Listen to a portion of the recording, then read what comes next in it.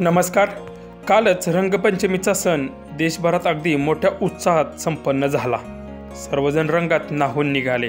पण याच वेळी अशी एक घटना घडली ते पाहून सगळे चक्रावले आहेत. तरुण तरुणी बाईकवरच खेळत होते रंगपंचमी, पण त्याच वेळी असं झालं. पुढे व्हिडिओ पाहण्याआधी आपला RJ मराठी न्यूज चॅनल जरूर सबस्क्राईब करून घ्या.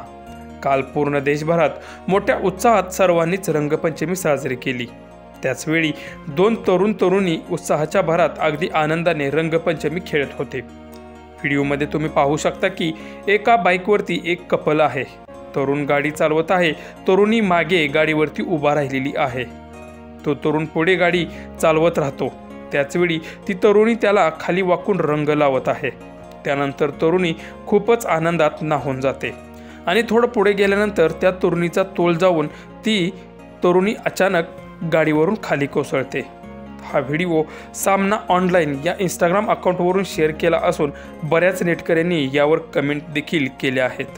त्यामध्ये एकाने लापरवाही का नतीजा अशी कमेंट केली आहे.